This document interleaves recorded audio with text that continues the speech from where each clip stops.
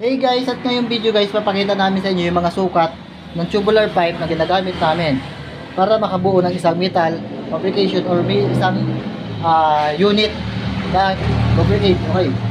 Okay, first guys, this is tubular pipe size na 19 cm guys, 19 cm or 3/8. This is 19 cm guys, okay? This is 19 cm.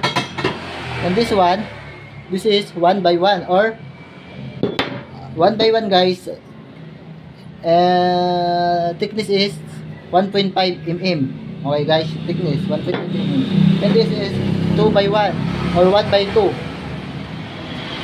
Okay guys, this is 1 by 2 okay.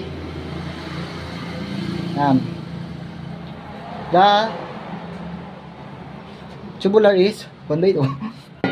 Nabablanko ako. Sorry guys. Okay, this is tubular pipe 4 by 2. Okay guys, this is 4 by 2 guys. This is 2 by 1. 1 by 2 or 2 by 1. This is 1 by 1 and this is 3/8. Okay guys, this is the tubular pipe we use to fabricate the metal for metal fabrication. Okay guys. Ano pa ba? Bubo. Okay guys, by the way, bago ko makalimutan guys, okay? Meron pa pala ako kaming isang ginagamit. This is 2 by 2. Okay guys, ito ay 2 by 2 na 1.5 mm ang kapal. Okay guys, ang kapal ng metal niya ay, ang mismong ano niya ay 1.5 mm.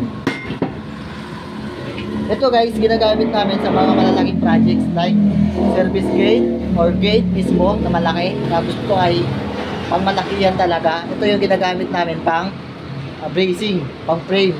Ito po yun. Okay. Ito naman ginagamit naman namin to sa service gate din. Depende naman sa laki.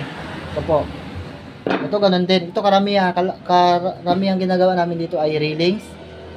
Malimit naman ginagamit dito sa railings, window grills, rack, okay, metal rack.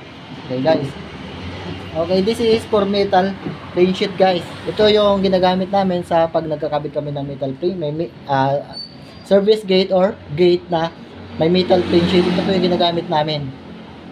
Yan. Depende naman sa size, okay, at sa pangangailangan ng gate or ng unit. Ito naman kalimitan ginagamit namin sa pagpupuste. Kasi maganda ito eh. Lalo na sa pag-frame, sa framing din guys.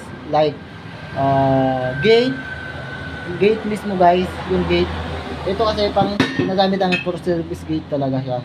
Ito pang gate guys. Yan. Maganda ito gamitin ng mga pang-puste, pang paano. Kasi mga talagang sulit guys. Sulit siyang gamitin. Sulit.